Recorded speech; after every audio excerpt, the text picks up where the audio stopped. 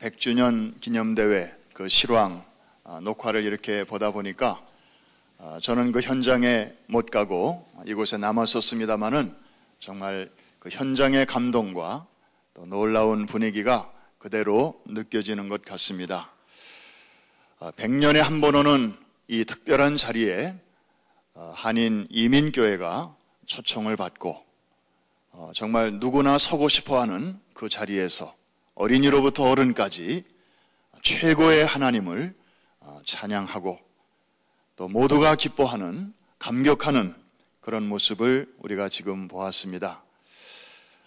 우리가 특별해서가 아니고 우리가 남들보다 잘해서가 아니고 하나님께서 하나님의 마음을 이해하고 열심히 나름대로 수고하는 우리 교회를 참 이쁘게 보시고 평범한 사람들을 이렇게 특별한 자리에 세워주신 것 같습니다. 보통 사람들을 통해서 특별한 일, 비범한 일을 행하시는 것은 하나님의 전공 과목이십니다. 그래서 우리가 참 행복한 것은 우리가 특별하지 않은데도 그냥 보통 사람인데도 우리 교회를 또 우리 성도들을 이렇게 세계적으로 사용해 주시는 것입니다. 우리 옆에 계신 분에게 한번 이렇게 인사하겠습니다. 그대는 너무 평범해서 하나님이 쓰시기에 너무 적합합니다. 우리 한번 인사하실까요? 그대는 너무 평범해서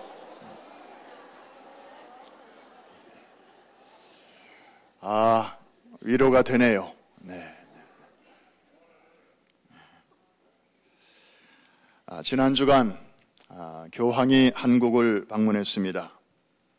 한국은 물론 전 세계가 그 소식을 전하면서 또 많은 뉴스거리를 낳았습니다. 거의 같은 기간에 중국에서 또 안양에서 His Life 공연이 진행이 되었습니다. 그리고 오늘까지 부산에서 이제 예정된 마지막 공연 7번의 공연을 몇 시간 전에 잘 마쳤다고 하는 그런 내용을 담임 목사님께서 직접 보내주셨습니다. 이 His Life, 이 뮤지컬 공연이 이제 안양에 있는 은혜와 진리 교회에서 펼쳐졌습니다.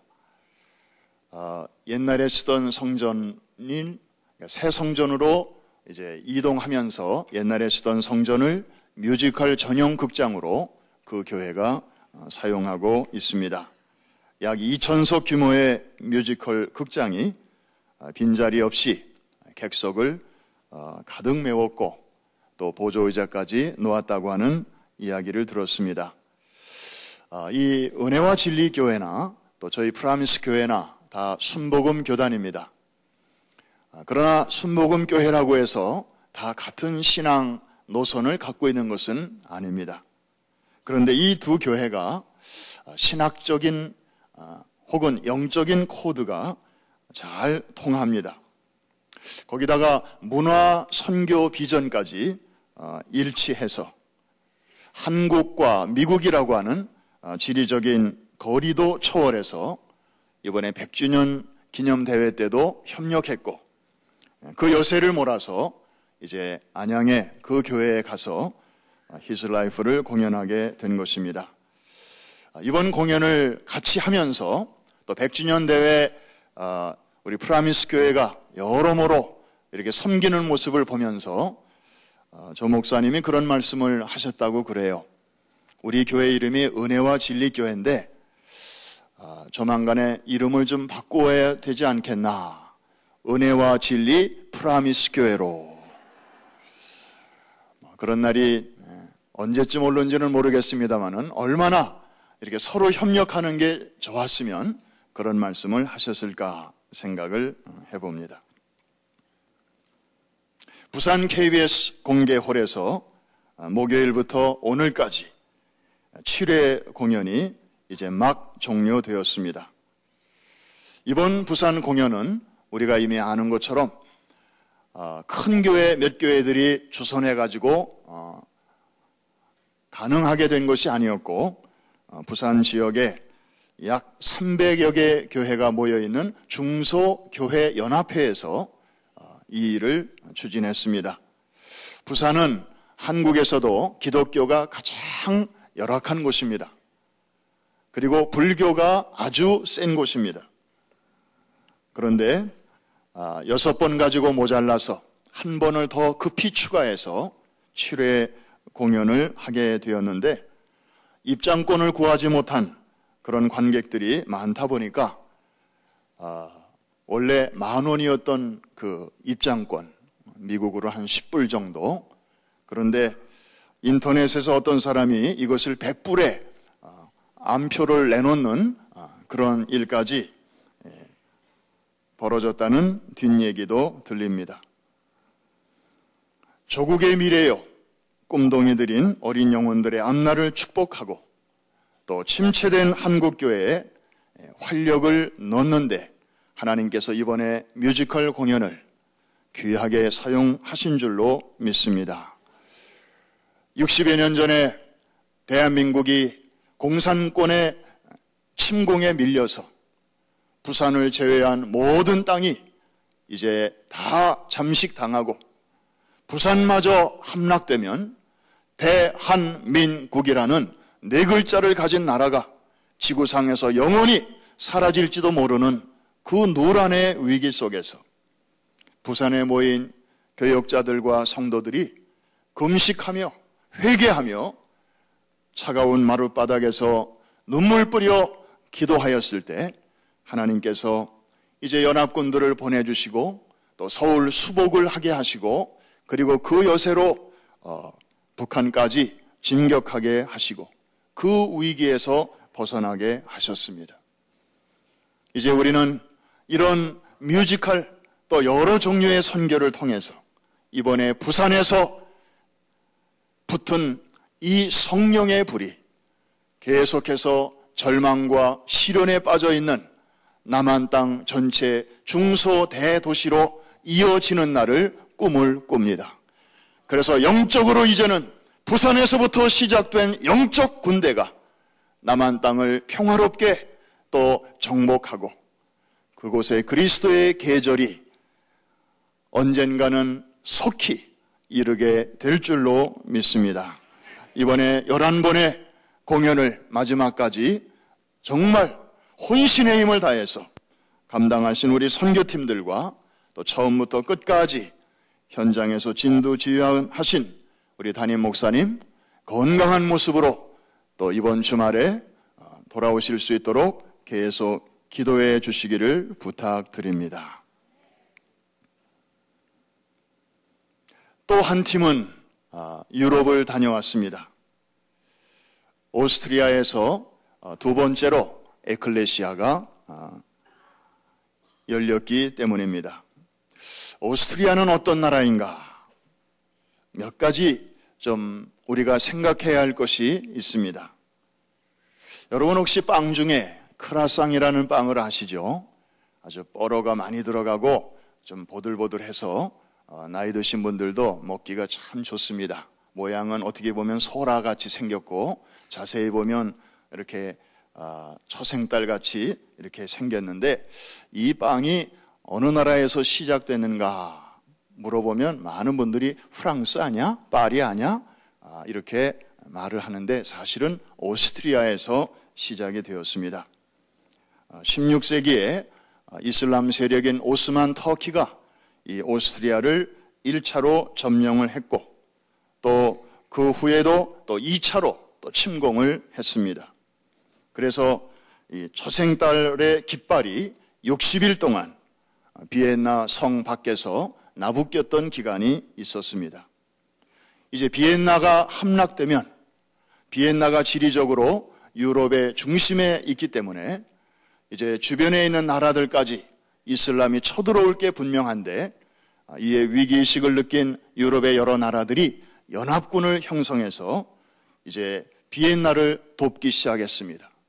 그래서 마침내 이슬람을 격퇴시켰는데 이슬람의 상징이 초생달이기 때문에 그들의 승리를 기념하기 위해서 빵을 초생달 모양으로 만들게 되었는데 초생달을 영어로 크레센트라고 하죠. 이게 아마 그분들 발음으로는 크루아상 이렇게 비슷하게 돼가지고 그때부터 이 크루아상 빵을 먹기 시작했다는 것입니다. 기독교 세력이 이슬람 세력에게 하마터면 먹힐 뻔했던 그 위기 속에서 이제 연합해서 그 세력을 물리쳤던 몇 안 되는 세계사적인 사건의 현장이 바로 이 오스트리아요 비엔나입니다. 그리고 이 오스트리아에서는 세계적인 인물들이 여러 사람 나왔습니다. 좋은 쪽의 인물도 있고 그리고 나쁜 쪽의 인물도 있습니다. 이 좋은 사이드에서는 대표적인 분이 바로 시오니즘의 운동에 불을 지폈던 테오도르 헤르즐이라고 하는 언론인이 있습니다. 이분은 유대인입니다. 그런데 오스트리아에서 태어났습니다. 이 사람은 꿈과 비전의 사람이었습니다. 저 유명한 드레피스 사건의 현장에 있었습니다. 육군 대위였던 드레피스라는 사람이 단지 유대인이라는 이유로 억울한 누명을 쓰고 만인이 보는 가운데서 계급장이 뜯겨지고 그리고 공개 재판을 받는 그런 억울한 장면을 지켜보면서 유대인에게는 유대인만의 국가가 절실히 필요하구나. 그래서 유대 국가론이라는 책을 저술을 했는데 그때만 해도 팔레스타인은 이슬람 세력들이 다 정복하고 있었기 때문에 유대인들이 그곳으로 돌아간다고 하는 것은 상상조차 할 수 없었던 그런 시절이었지만 그가 책을 쓴 지 50년 후에 1948년 5월 14일에 드디어 이스라엘은 독립을 쟁취하게 되었습니다. 꿈의 사람, 비전의 지도자 테오도르 헤르즐이 바로 오스트리아 출신입니다. 그런가 하면 이 나쁜 쪽의 사이드에서도 아주 대단한 인물이 또 이 땅에서 태어났는데 아돌프 히틀러입니다. 이 사람은 오스트리아 비엔나에서 원래 미술을 좋아했기 때문에 비엔나에 있는 미술 학교에 응시를 했습니다. 비엔나에는 참 예술의 도시라 음악 학교들도 많고요. 또 미술 학원들도 많았는가 봐요. 그런데 유대인 친구들은 대부분 합격이 됐는데 자기만 이제 불합격이 된 거예요. 그 당시 유대인들은 잘 살았고 그리고 선생님들에게 사랑을 많이 받고 있었습니다. 이 청년 아돌프가 생각하기에 저들은 그림 실력은 나하고 비슷한데 단지 저들이 유대인이라는 이유만으로 저렇게 사랑을 받고 학교에 척척 붙는구나. 나같이 가난한 사람들은 아무리 애를 써도 안 되는구나. 그러면서 이제 그 마음속에 증오와 분노가 끓어오르게 되었습니다. 결국 그는 1933년 나치 정권을 수립하고 그때부터 2차 대전이 끝나는 1945년까지 약 12년 동안에 유대인 600만 명을 학살하게 됩니다. 그러나 그게 전부가 아니었습니다. 그 외에도 또 다른 600만을 또 죽이게 되는데 소련인 포로 300만 그리고 집시 300만 다 토탈 1200만 명을 죽음의 골짜기로 몰고 갑니다. 그 사람도 오스트리아 출신입니다. 이번에 가서 새롭게 만난 역사의 인물이 또 한 분 있습니다. 이승만 대통령의 부인이요 대한민국 최초의 퍼스트 레이디였던 프란체스카 여사. 이분도 오스트리아 출신의 유대인 기독교인이었습니다. 어떤 분들은 영어 이 발음이 오스트레일리아와 오스트리아가 비슷해서 호주 분으로 그렇게 알고 있는 분들이 있는데 호주가 아니고 오스트리아, 유럽 사람입니다. 근데 호주 댁으로 알고 있는 분은 저보다 그래도 나은 분들이에요. 저는 미국 사람인 줄 알았으니까요. 비엔나 근처에서 학창 시절을 보냈습니다. 별로 알려진 바가 없습니다. 그래서 비엔나 한인회가 주축이 되고 또 대한민국 정부하고 긴밀히 연락을 해서 이제 그 일대를 프란체스카 여사의 길이라고 이제 이름을 받게 되었고, 그리고 그 인근에다가 한 150만 유로 들여서 이제 자그마한 기념관을 지금 짓고 있는 것을 우리가 소식을 들었습니다. 특별히 오스트리아는 서유럽과 동유럽의 중간에 있습니다. 프랑스, 독일, 영국, 스칸디나비아 반도 이런 서유럽이 있고, 그 다음에 폴란드, 헝가리, 유고, 체코, 슬로바키아, 슬로베니아 등 이런 또 동유럽의 나라들이 있는데 딱 중앙에 오스트리아가 위치하고 있어서 동서의 아주 중요한 요충지 역할을 해왔던 것을 알게 되었습니다. 게다가 역사적으로는 단일 왕조로는 세계 역사상 가장 최장기 집권을 했던 합스부르크 왕가가 본산이 바로 이 오스트리아에 있었습니다. 그래서 여러 가지 면을 볼 때 왜 하나님께서 이제 에클레시아 성령 운동을 지금 멕시코에도 우리가 시작을 했고 또 방콕에도 시작을 했는데 하나님께서 이번에 유럽으로 이렇게 문을 열어주실까? 그것도 왜 하필이면 오스트리아일까? 그런 생각을 작년에도 했고 금년에도 했는데 해가 갈수록 하나님께서 이렇게 그 이유를 하나씩 보여주시는 것 같습니다. 우리가 지금 하고 있는 일은 어떻게 보면 굉장히 작은 일입니다. 비엔나에 있는 한 한인 교인들을 중심으로 이제 에클레시아 운동을 시작을 했고, 그리고 작년에도 그랬고 이번에도 그냥 또 그 교인들 중심이에요. 보니까 우리는 좀 더 많은 사람들이 좀 여러 지역에서 올 줄로 기대를 했는데 사정이 그렇지 못했던 것 같습니다. 그런데 하면서 깨닫게 된 것은 우리 하나님께서 그 한인교회의 리더십부터 이번에 다 이렇게 만져주시고 또 키 멤버들을 하나님께서 다 이렇게 위로해 주시고 격려해 주셔서 이분들이 큰 은혜를 받고, 그리고 뒤로 돌아가려던 사람들이 다시 이제 돌아서게 되었고, 내년부터는 그냥 뉴욕 교회가 금년처럼 그렇게 많이 안 도와주셔도 좋으니까 조금만 도와주십시오. 그러면 내년부터는 우리가 이제 앞장서서 이렇게 수련회를 계속 하겠고, 이제는 우리 교회만의 영역을 넓혀서 유럽 전역에 있는 같은 교단 교역자들에게도 다 이 사역을 소개하고, 그리고 이번에 은혜 받은 분들이 이제 교단을 초월해서 자기가 아는 패밀리, 친구들 다 연락을 해서 다음번 3번째 에클레시아를 준비하겠다고 하는 그런 아주 꿈과 비전을 나누어 주셨습니다. 그리고 이제 내년도에 자기들이 할 수 있기 위해서 이제 뉴욕에도 한번 그 전에 에클레시아를 와서 자기들이 또 한번 은혜 받고, 그리고 할 수 있는 그런 매뉴얼을 좀 준비를 하겠다고 하는 그런 아름다운 이야기를 나누면서 이제 팀들이 한 30명 이번에 갔었는데 엊그제 잘 돌아왔습니다. 뒤에서 기도해 주신 여러 모든 성도님들께 진심으로 감사를 드립니다. 할렐루야.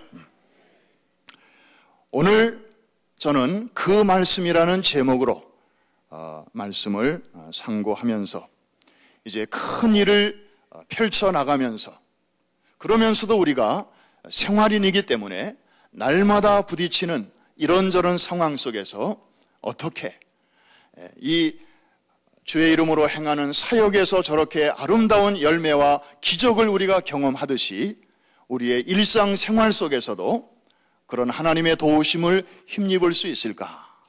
이런 문제의식을 갖고 거기에 대한 하나님의 그 응답의 말씀을 오늘 찾고자 하는 것입니다. 한번 제목만 따라해 주시기 바랍니다. 그 말씀. 무슨 말씀이라고요? 그 말씀입니다.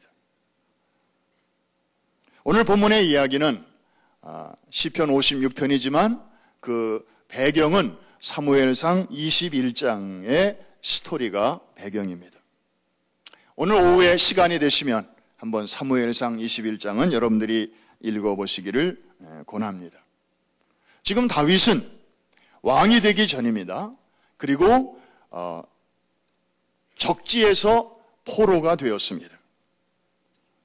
그것도 보통 적지가 아니고 아주 이스라엘과 원수 관계에 있는 그런 블레셋 땅 가드라고 하는 지역에서 그만 군인들에게 붙잡혀서 그 왕에게로 인도가 되었습니다. 이 시기야말로 다윗의 생애에서 가장 위태로웠던 시기였습니다. 그런 가운데서 지어진 시니까 얼마나 한 절 한 절이 정말 구구절절이 간절했겠습니까? 그런데 한 가지 우리가 살펴봐야 할 이유가 있습니다. 왜 다윗이 자기 나라가 있는데 하필이면 블레셋 땅으로 갔는가 하는 것입니다. 다윗은 지금 사울 왕에게 쫓기고 있었습니다.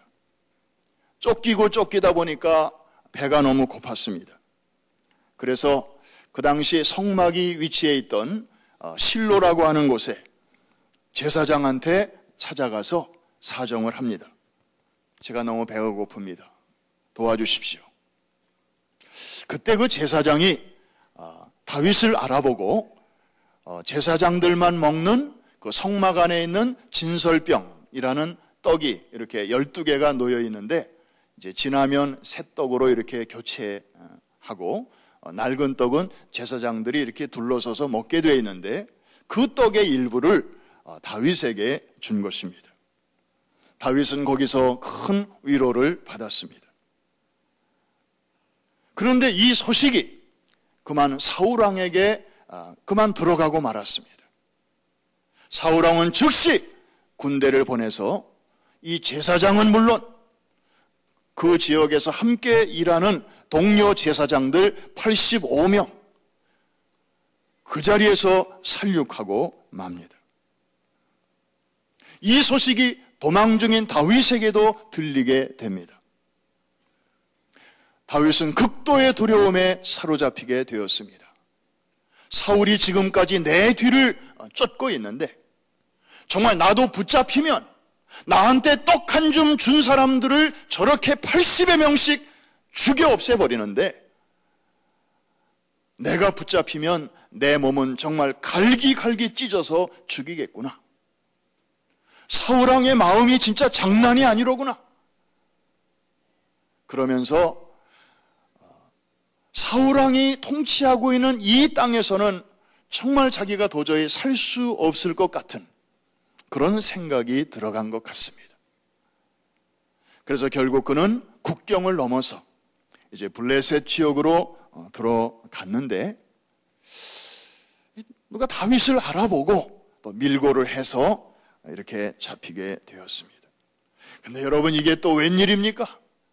이 블레셋 땅 중에서도 이 다윗이 기어 들어간 이 땅은 가드라고 하는 곳인데 이 가드는 골리앗의 고향입니다. Who is 골리앗? 골리앗은 누굽니까? 다윗에게 죽임당한 블레셋의 영웅이요 블레셋의 자랑거리였습니다. 그런데 다윗이 더 어린 소년이었을 때 이 블레셋을 여호와의 이름으로 당당히 나가서 물맷돌 던져가지고 쓰러뜨리고 골리앗이 찬 칼을 뽑아서 그의 목을 쳤던 일이 있지 않습니까? 그때 사람들은 노래 불렀습니다. 사울이 죽인 자는 천천히요 다윗이 죽인 자는 만만이라. 이 노래가 온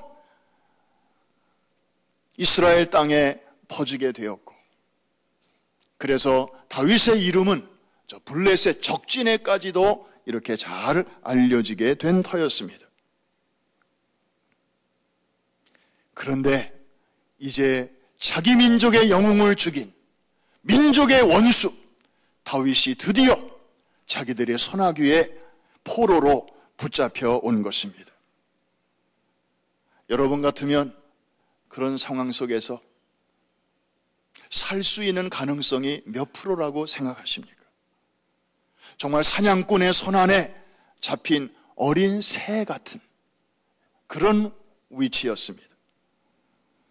당시 다윗은 그 긴박하고 그리고 그 정말 덜덜덜덜 떨릴 수밖에 없는 그런 상황을 오늘 시편 56편 1절에서 이렇게 말합니다. 사람이 나를 삼키려고 종일 치며 압제하나이다. 2절, 내 원수가 종일 나를 삼키려 하며 나를 교만하게 치는 자들이 많습니다. 이제 다윗에게 놓인 옵션은 사느냐 죽느냐가 아니었습니다. 죽는 것은 분명한데 어떻게 죽느냐, 이것만 남아있는 상황이었습니다. 그러니까 지나다니는 블레셋 군인들이, 장교들이 다윗을 보면서 한마디씩 하고 지나갑니다. 너 우리 민족의 영웅 골리앗을 죽인 원수지? 너 잘 걸렸다. 너도 그렇게 한번 죽어봐라. 너는 정말 그냥 죽기에는 너무 아까워. 너는 아주 특별하게 죽어야 돼. 너는 한 번만 죽이면 안 돼. 그러면서 한 마디씩 툭툭 베들 때 아마 다윗의 마음은 정말 자신의 입지가 점점 좁혀지는 것을 느꼈을 것입니다. 그래서 사람들이 종일 나를 삼키려고 하나이다. 나를 종일 치며 압제하나이다. 이렇게 앞부분에서 노래하고 있습니다. 다윗은 참 정직한 사람이었던 것 같아요. 이까짓 것쯤이야 하나님이 살아계신데 하고 그렇게 마치 무슨 딴 세상에 사는 사람처럼 처음부터 그렇게 담담해하지 않았습니다. 그는 두려운 건 두렵다고 지금 말하고 있습니다. 나 떨고 있다고 지금 말하고 있는 것입니다. 저도 여기까지 살아오면서 조금 떨릴 때가 있었고요. 어떤 때는 좀 많이 떨릴 때가 있었습니다. 지금 어떤 생각에 제일 그래도 많이 떨었던 기억이 제가 군에 있을 때 제대를 얼마 앞두고 우리 소대원들과 함께 떨어진 곳에서 한 달 동안 파견 근무를 한 적이 있었는데 이건 설교 원고에 없는데 이렇게 나오네요.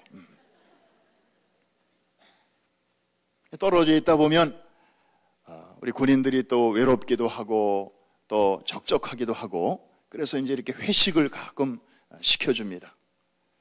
그래서 막걸리를 봉급을 털어가지고 막걸리를 사서 이제 이렇게 한번 돌렸는데 저한테도 소대장님 좀 드셔보시죠 하고 권하길래 한 모금 마셨죠 뭐.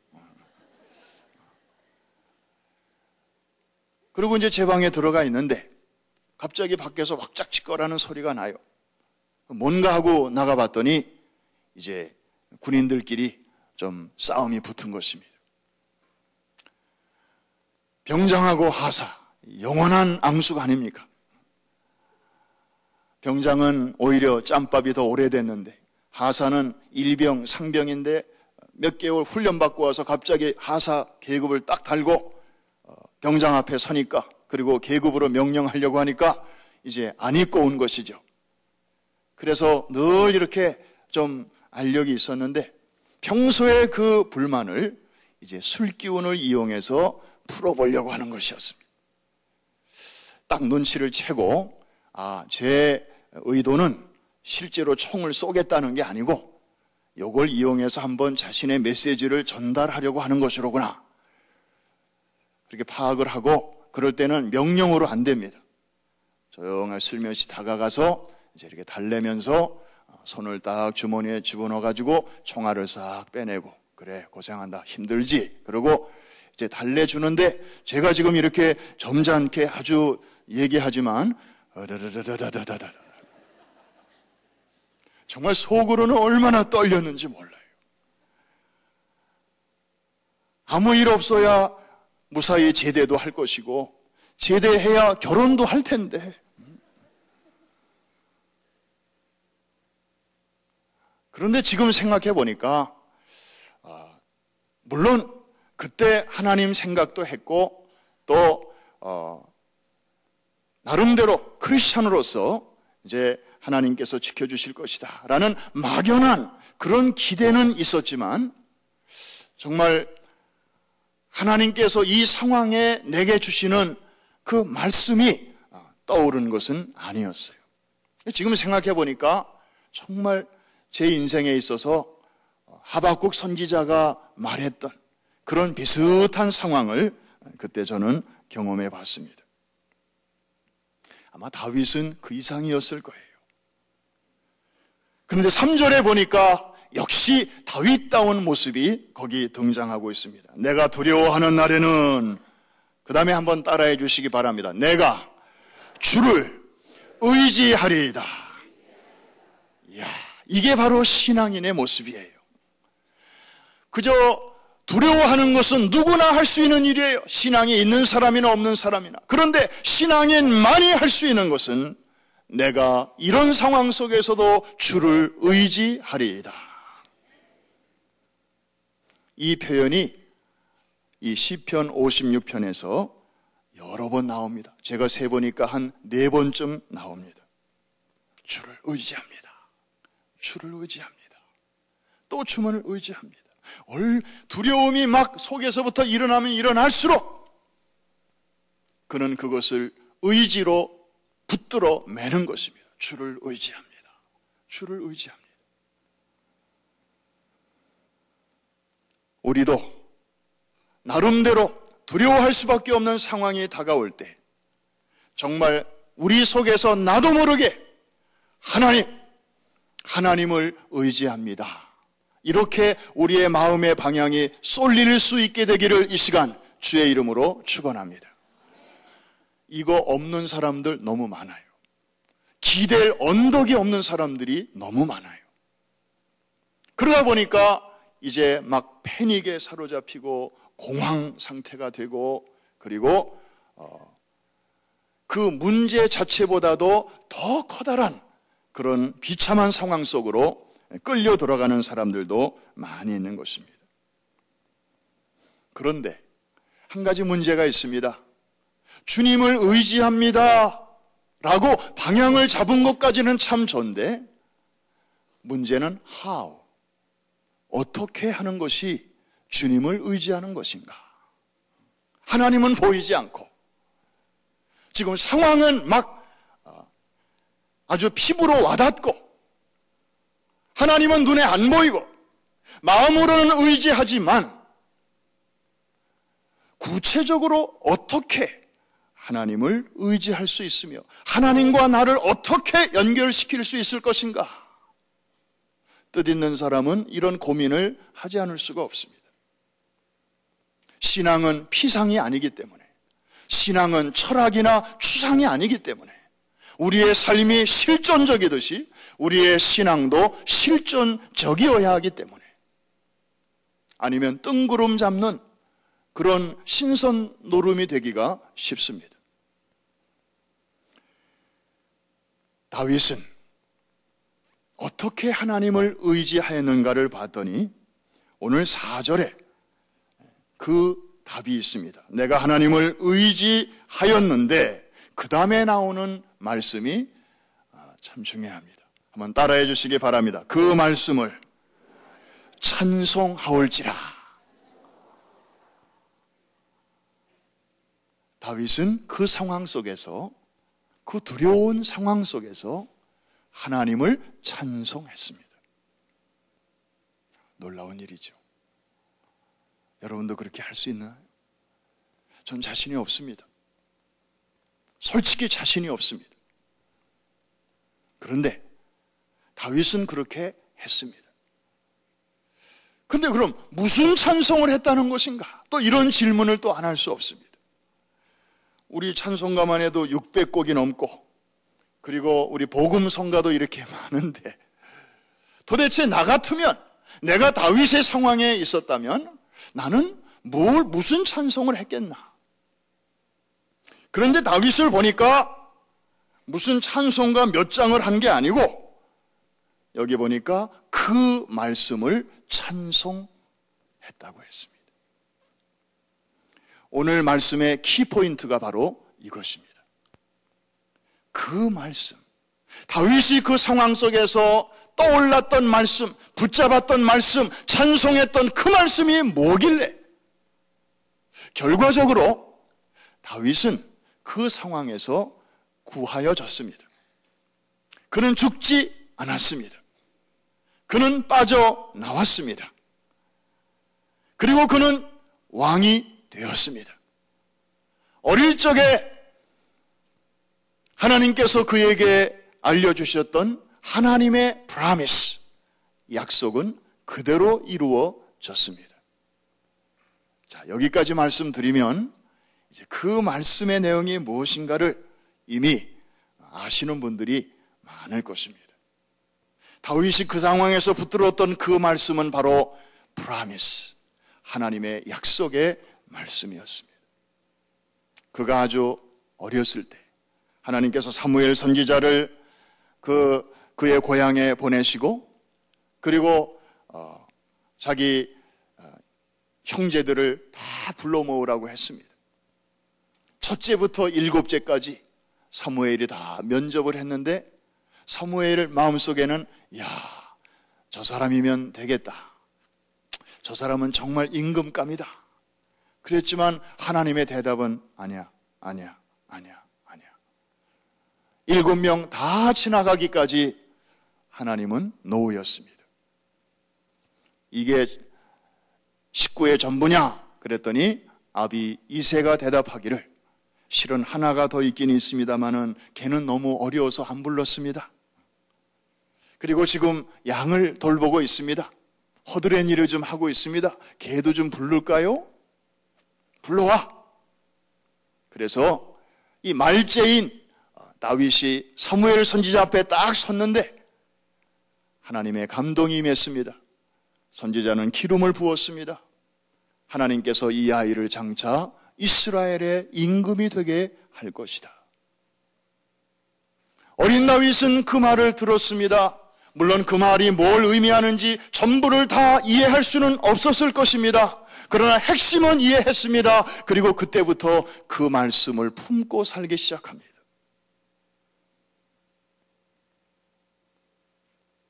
쫓기는 가운데서도 그는 그 말씀을 계속 묵상했을 것입니다.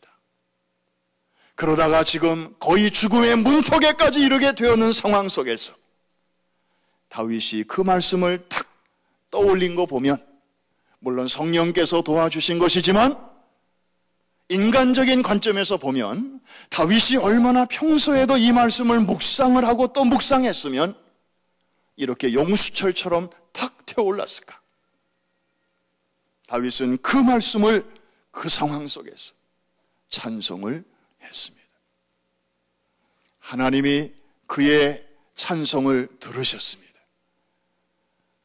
다윗이 그 말씀을 찬송할 때 마음은 이런 것이었을 것입니다. 하나님, 아시다시피 보시다시피 저 죽게 됐습니다. 사람 언젠가는 한번 죽는 건데 저 여기서 죽으라고 하면 죽겠습니다. 그러면 저는 제 한 목숨 잃어버리는 것으로 끝납니다. 우리 가족들하고도 떨어져 산 지 오래됐고요. 가족들도 어쩌면 저를 잊어먹은 지 오래일 것입니다. 저 괜찮습니다. 그런데 제가 여기서 죽는다면 오래전 제가 어렸을 적에 하나님께서 선지자를 통하여 저에게 하셨던 그 약속은 중간에서 성취도 되기 전에 무산되고 마는 것인데 하나님 그래도 괜찮으십니까? 하나님의 성품에 과연 이게 맞는 것입니까? 하나님은 자주 말씀하시기를 내 입에서 나가는 말은 하나도 그냥 헛되이 돌아오지 아니하고 하늘에서 내린 비가 땅에 내려서 작물들을 연글게 하듯이 내 입에서 나간 말도 절대로 공허하게 그냥 썩는 일이 없느니라. 하나님은 인생이 아니시니 시건치 않으시고 인자가 아니시니 후회가 없으시도다. 어찌 말씀하신 바를 행치 않으시며 하신 말씀을 실행치 않으시랴. 하나님 그렇게 일하시는 분 아니십니까? 저는 여기서 죽어도 괜찮습니다. 그러나 하나님의 약속이 중간에서 그렇게 흐지부지 되는 일은 우리가 알기로는 하나님에게는, 하나님의 사전에는 그런 흐지부지라는 말은 없는 줄로 알고 있습니다. 하나님께서 그 말씀대로 행하실 줄을 저는 믿습니다. 그런 마음으로 다윗이 그 말씀을 찬송하지 않았겠습니까? 하나님이 그 찬송을 들으시고 다윗의 그 어려운 상황 속에서 기가 막힌 지혜로, 기지로 그 상황을 벗어나게 하셨습니다. 사랑하는 성도 여러분, 우리가 오늘 이 사건을 다시 한번 생각해 보는 의미가 어디에 있습니까? 사실 우리의 하루하루의 삶 속에도 감사하지 못할 상황이 많습니다. 나름대로의 가난을 우리는 또 경험하고요, 나름대로 배고픈 상황이 있습니다. 다음 달 렌트비를 걱정해야 하는 기가 막힌 그런 상황도 있습니다.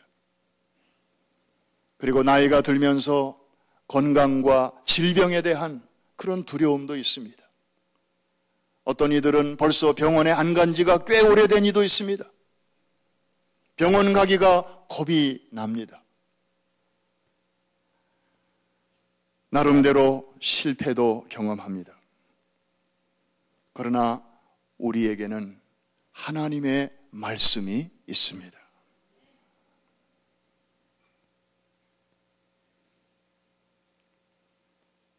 날마다 우리에게 주시는 하나님의 약속이 성경을 펴기만 하면 수없이 우리 앞을 지나갑니다. 우리 보고 붙잡으라고. 그것을 붙잡고 거기에 믿음을 화합하라고.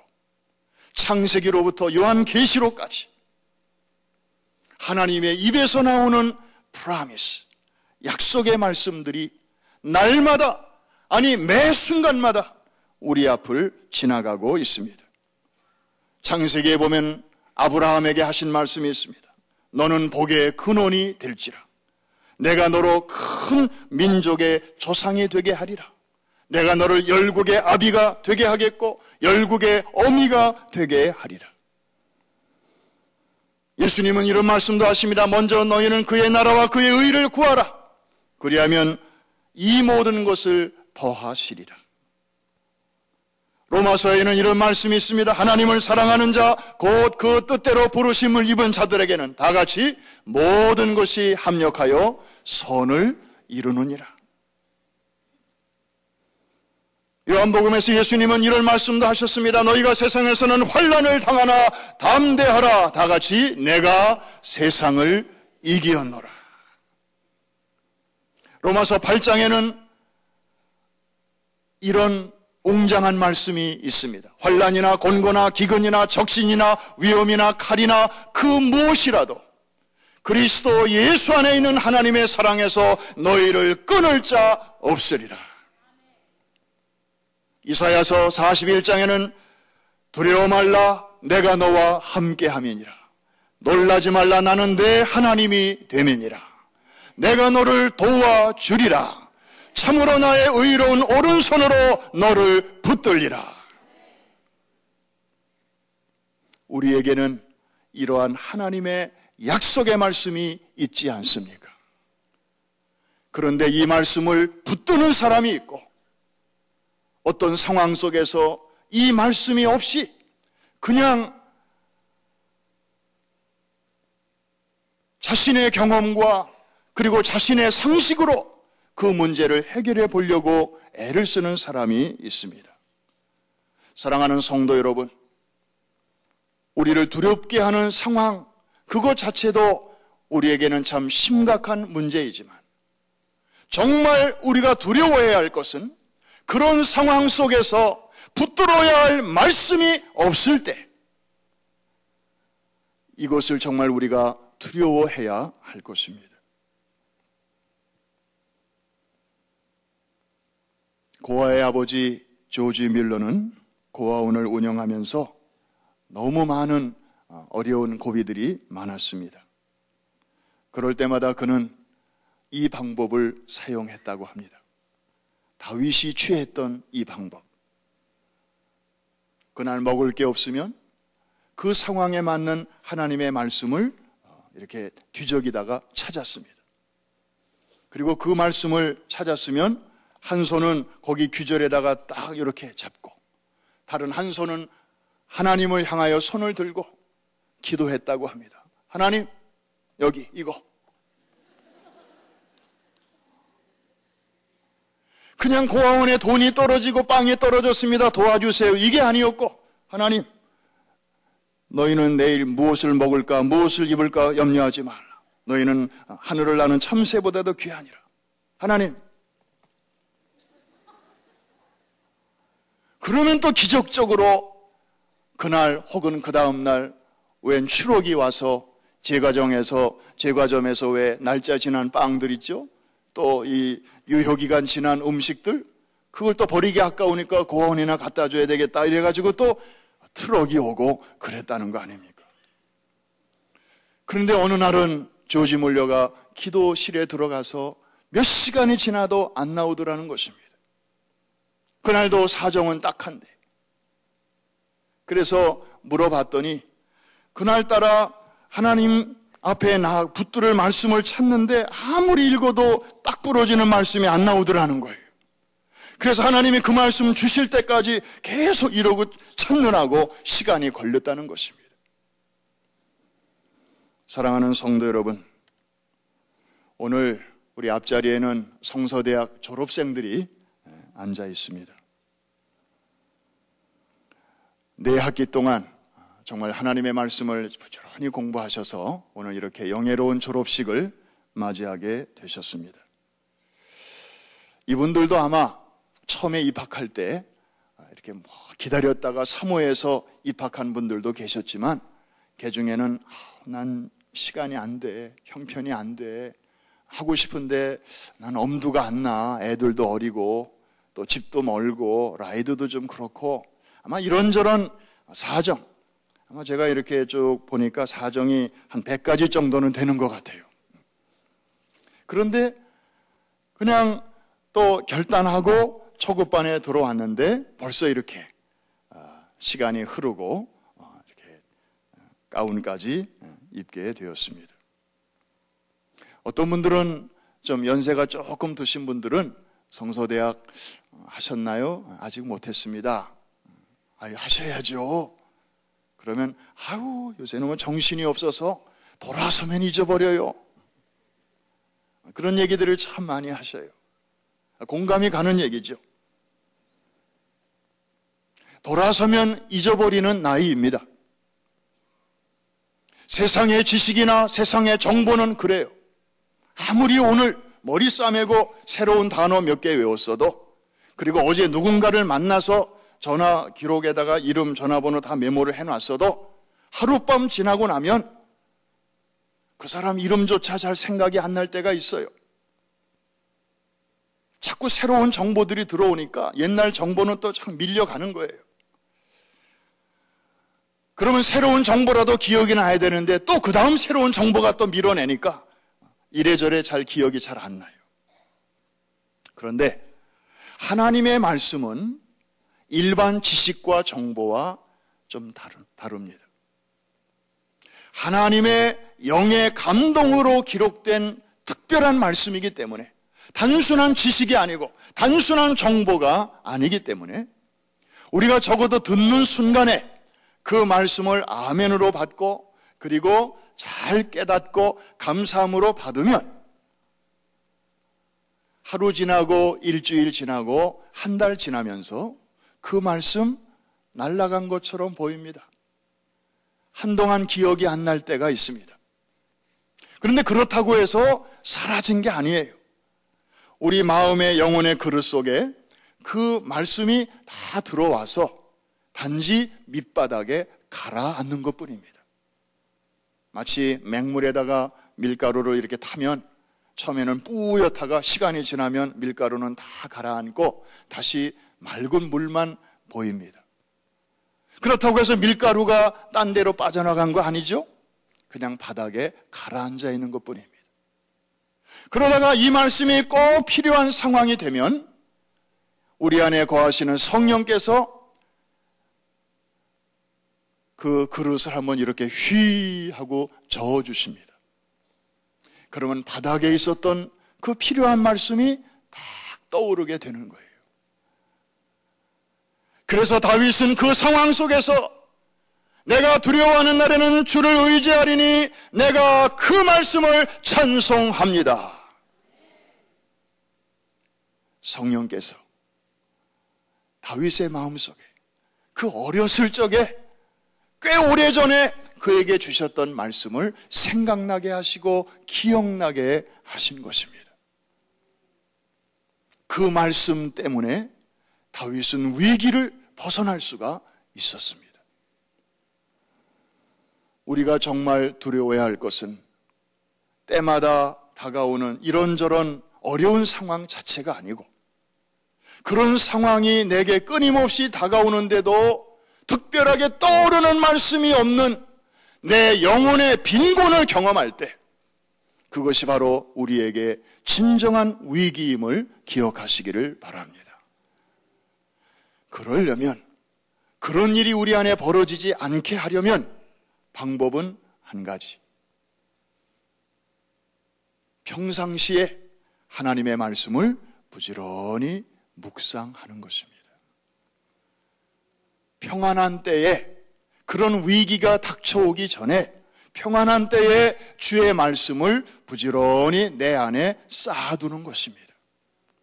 그래야 성령께서 필요한 때에 그 중에서 정말 딱 맞는 말씀을 기억나게 하시고 생각나게 하시지 않겠습니까?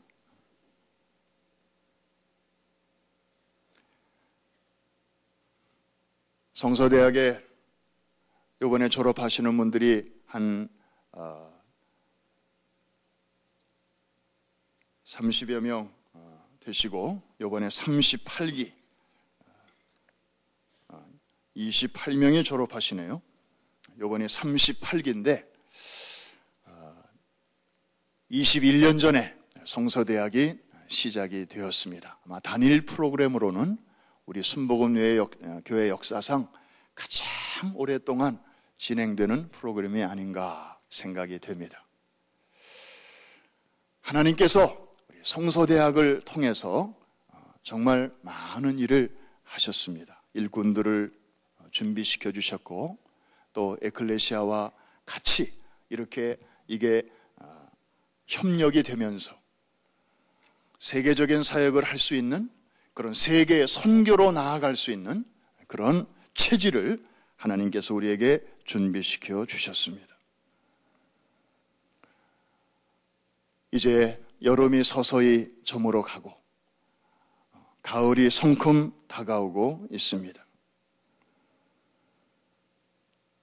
우리에게 앞으로 개인적으로나 또 민족적으로나 국가적으로나 교회적으로나 어떠한 상황이 우리에게 닥쳐올는지 아무도 알 수 없지만 그러나 우리에게 한 가지 확신이 있다면 어떤 상황 속에서도 우리가 다윗처럼 붙들 수 있는 그 말씀이 우리 속에서 끊임없이 올라올 수 있다면 우리는 그 상황을 넉넉히 이기고 벗어나게 될 줄로 믿습니다. 말씀을 마치면서 함석헌 옹이 쓰신 그대 그 사람을 가졌는가 라는 시를 다시 한번 소개합니다. 그 시는 이렇게 시작합니다.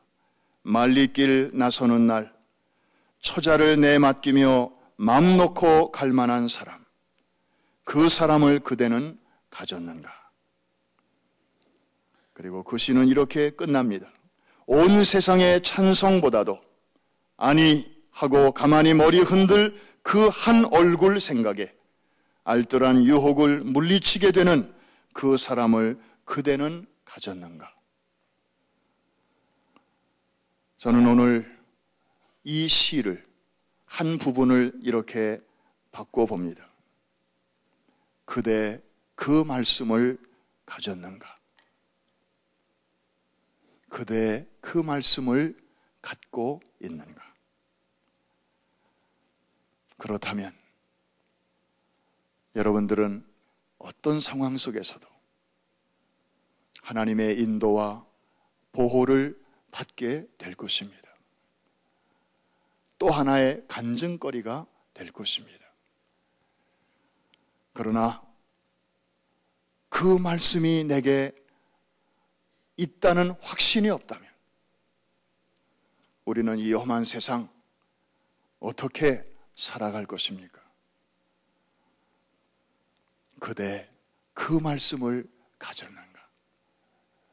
이번 9월부터 시작되는 새 회기년도에 하나님의 이 프라미스, 약속의 말씀을 풍성히 여러분 속에 거하게 하셔서 성령께서 어떤 상황 속에서도 여러분 안에서 그 말씀을 통해서 우리를 일으켜 주시고 그리고 이끌어 주시는 것을 날마다 체험하시는 그런 뜻있는 새 회기년도가 될 수 있기를 주의 이름으로 축원합니다. 기도하겠습니다.